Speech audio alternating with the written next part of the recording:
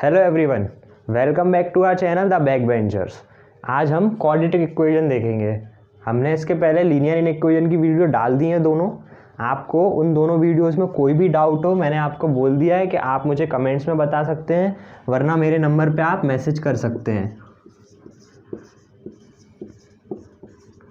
आप इस नंबर पे मुझे पर्सनली व्हाट्सएप कर सकते हैं। कोई भी डाउट आपको 10th बोर्ड के एग्ज़ाम के लिए है, कोई भी आपको क्वेश्चन पूछना है, कोई भी आपको XYZ किसी भी चैप्टर की वीडियो की अलग से डिमांड है, कोई भी एक्सरसाइज का क्वेश्चन पूछना, कोई भी एक्सरसाइज सॉल्व चाहिए आपको, आप मुझे मैसेज कर दीजिए। हम आपकी पूरी हेल्प करने के लिए रेडी हैं।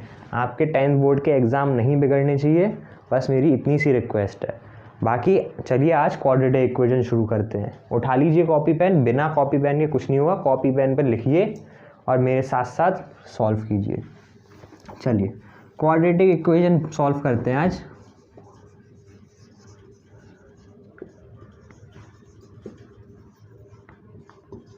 देखो क्वाड्रेटिक इक्वेशन क्या होती है। ये स्टैंडर्ड क्वाड्रेटिक इक्वेशन है।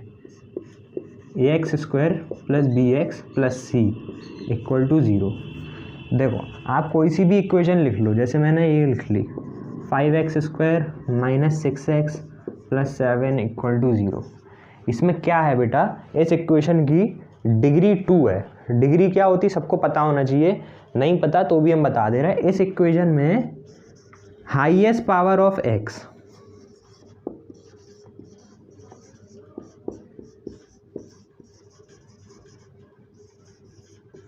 यही डिग्री होती और यहाँ पे 2 होनी चाहिए।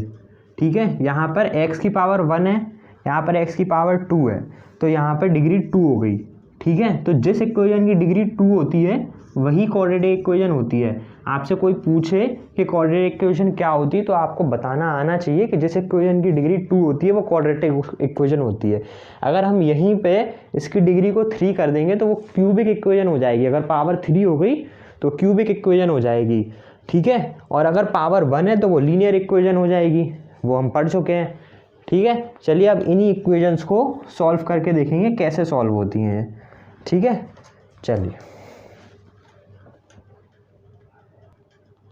चलिए देखते हैं।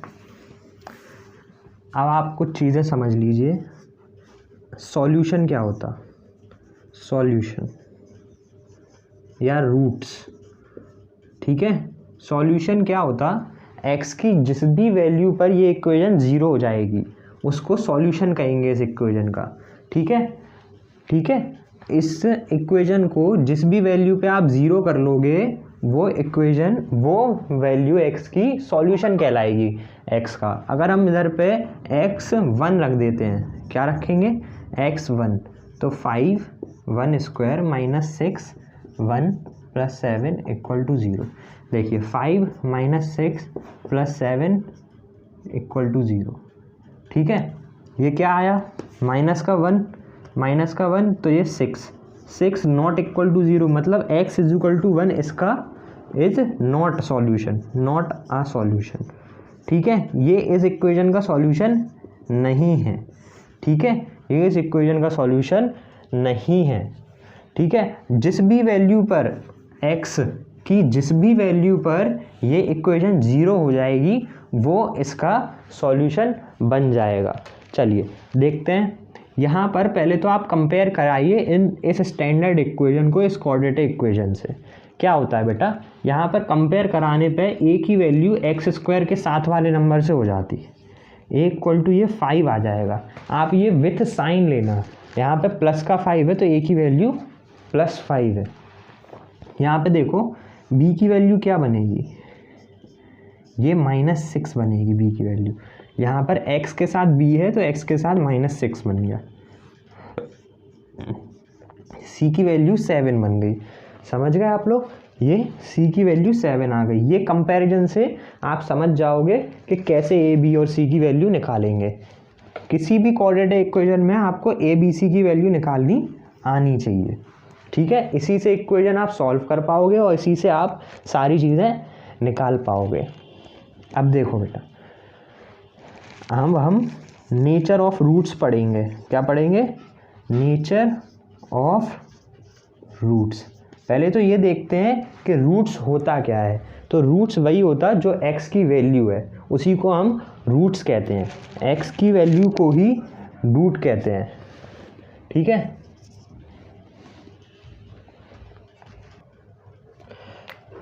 चमक तो नहीं रहा। चलो अब यहाँ पे देखो आप कैसे हम नेचर ऑफ रूट्स फाइंड करेंगे। रूट्स तो आप समझ गए रूट्स क्या होते हैं, नेचर ऑफ रूट्स देखो क्या होता।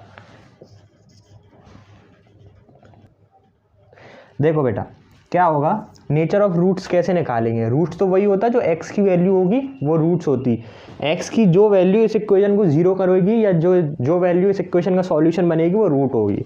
तो अपन रूट कैसे निकालेंगे, पहले तो अभी अपन नेचर ऑफ रूट्स निकाल रहे हैं, अगली बार जब अपन पढ़ेंगे तो अपन रूट्स निकालना भी सीख लेंगे, ठीक है। चलो अब यहाँ पे कुछ चीज़ें देखो आप। d क्या होता, d क्या होता, d होता है b स्क्वायर माइनस 4ac।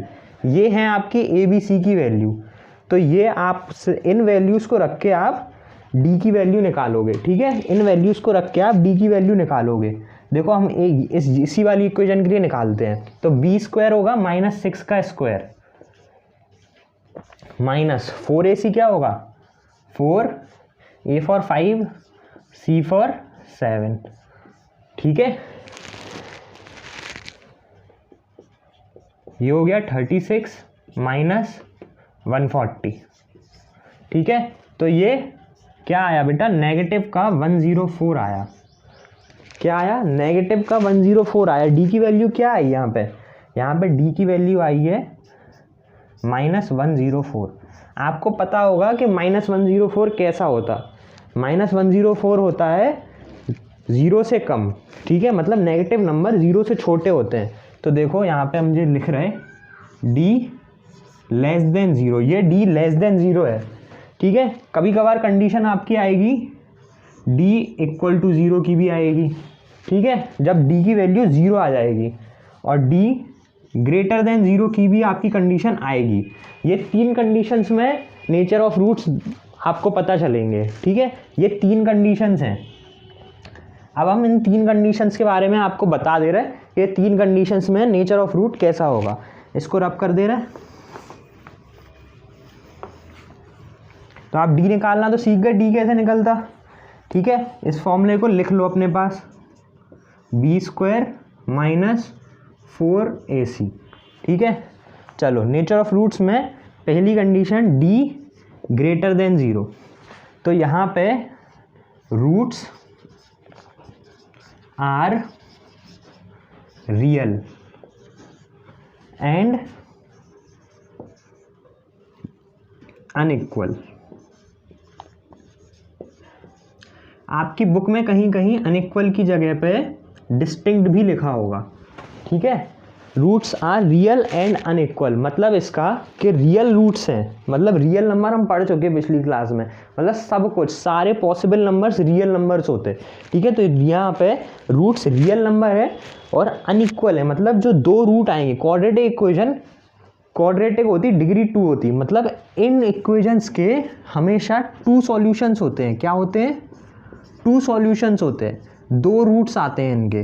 क्या आते हैं, 2 रूट्स आते हैं। तो इस वाली कंडीशन में जब d ग्रेटर देन 0 होगा, d आप यहाँ से निकालोगे, d आप यहाँ से निकालोगे क्वाड्रेटिक इक्वेशन से, ये ए बी सी की वैल्यू निकाल के इसमें रखोगे तो d आपको पता चलेगा कैसा है।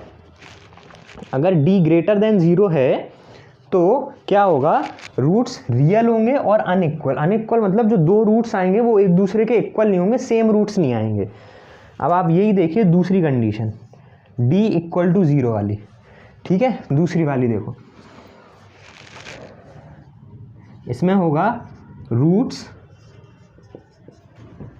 Are real and equal. Unequal की जगह पे अब इक्वल रूट्स आ जाएंगे, ठीक है। अनइक्वल की जगह पे अब इक्वल रूट्स आ जाएंगे। ये दोनों रूट्स क्या हो जाएंगे, इक्वल हो जाएंगे एक दूसरे के। अब जो 2 सॉल्यूशन आएंगे इस क्वाड्रेटिक इक्वेशन के इस कंडीशन पे तो वो सेम आ जाएंगे, ठीक है। दो वैल्यूज आएंगी एक्स की, वो सेम आएंगी। लेस देन 0, अब ये अगर डी की वैल्यू नेगेटिव आ गई, जैसे इस क्वेश्चन में नेगेटिव आ गई थी -104, तब क्या होगा, तब होगा रूट्स आर इमेजिनरी। ठीक है, यहाँ पर रियल नहीं है, अब वो रूट्स है ही नहीं, वो एग्जिस्ट नहीं करते ऐसे रूट। ऐसी इक्वेशन को आप सॉल्व नहीं कर पाओगे, ऐसी इक्वेशन को आप सॉल्व नहीं कर पाओगे, वो आयोटा में आएगी, वो आपके सिलेबस में नहीं है हाल फिलहाल। ठीक है, आप बस इतना लिख देना कि जब वो नेचर ऑफ रूट्स पूछे और अगर डी की वैल्यू नेगेटिव आ गई, लेस देन 0 आ गई, तो आप बस इतना सा लिख देना कि रूट्स नेगेटिव हैं, या जब डी की वैल्यू नेगेटिव है तो रूट्स इमेजिनरी हैं। ठीक है, ग्रेटर देन 0 पे समझ में आ गया, इक्वल टू 0 पे समझ में आ गया कि यहाँ पे ये रियल और अनइक्वल है। यहाँ पे कैसे हैं, रियल और इक्वल सेम टू सेम है एक दूसरे के, और ये इमेजिनरी है। अभी तीनों केस देखेंगे कि तीनों के एग्जाम्पल देखेंगे कैसे आएंगे। चलो नोट करो इसको। देखो हम तुम्हें नेचर ऑफ रूट्स पूरा सॉल्व करके दिखाएंगे कैसे होता। देखो इसको कंपेयर कर लो आप इस इक्वेशन से, इससे ax² प्लस bx प्लस सी, इससे कंपेयर करो। x² के साथ a है तो इधर पे a की वैल्यू, यार हमने अभी पीछे ही सॉल्व करा था। अब b की वैल्यू कितनी आएगी, यहाँ b की वैल्यू -6 आएगी, साइन के साथ लिखना पड़ेगा। यहाँ पे c की वैल्यू 7 आएगी, c की वैल्यू यहाँ 7 आएगी। चलो देखो हमने क्या बताया, d की वैल्यू निकालना, b² - 4ac। जब भी नेचर ऑफ रूट का क्वेश्चन आए d की वैल्यू निकालनी पड़ेगी। क्या निकालनी पड़ेगी, d की वैल्यू निकालनी पड़ेगी, b² - 4ac। चलो यहाँ पर d की वैल्यू अपन ने क्या निकाली थी, -6 का स्क्वायर -4 5 7 36 - 140, ये माइनस का 104 आ गया था अपना। यहाँ d की वैल्यू नेगेटिव आ गई, d की वैल्यू नेगेटिव आ गई, इसमें आप लिखोगे, इसको ऐसे कर दो। ठीक है, d लेस देन 0, ये कंडीशन बन गई। ये कंडीशन में हमने क्या बताया था, इमेजिनरी।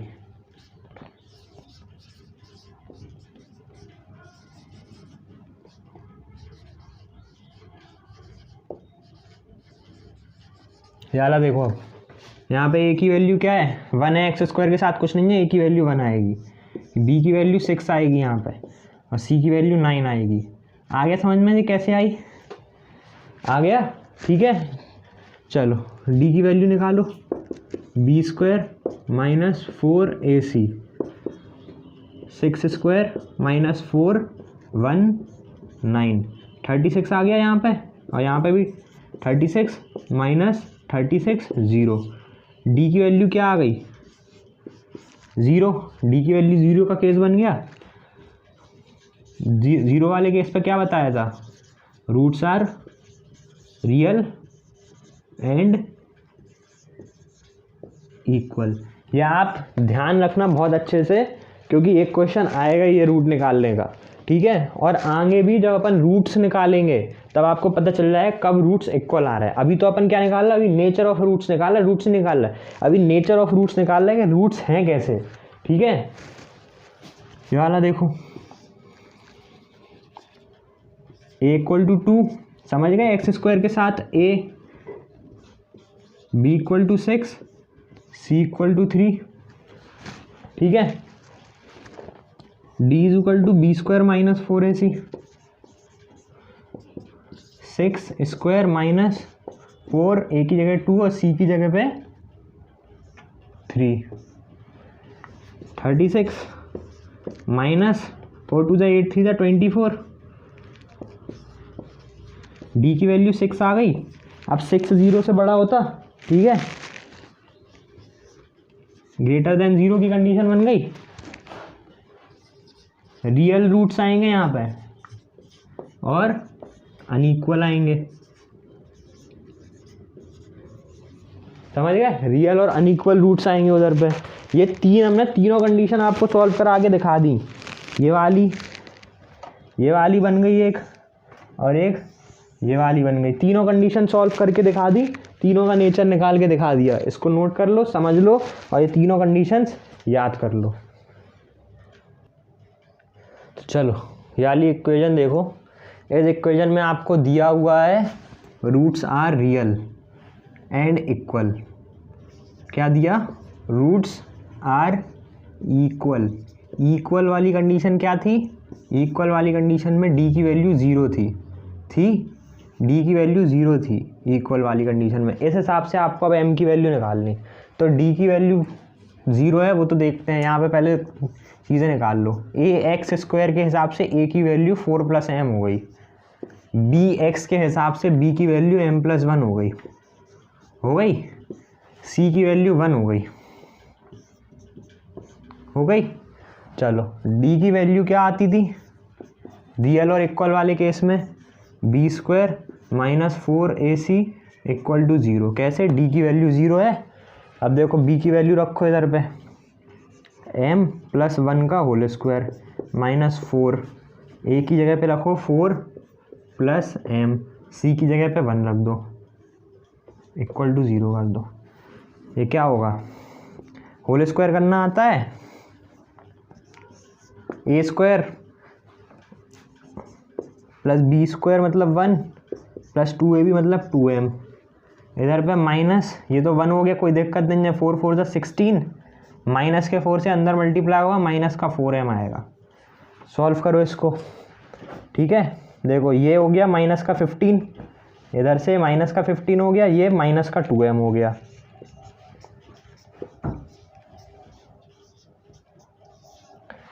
हो गया। अब इसको सॉल्व कर लो। कैसे करोगे सॉल्व? देखो ये बहुत लोगों की दिक्कत है कि इसको सॉल्व कैसे करते। कुछ लोग इसके रूट्स सोच लेते कि 15 तो 3 × 5 से हो जाएगा सॉल्व, कुछ सोच नहीं पाते। तो उन लोगों के लिए बता रहे हैं, जिनने सोच लिया उनने तो ठीक है कर लो आगे, ठीक है। जिनने नहीं सोच पाया उन लोगों के लिए देख लो।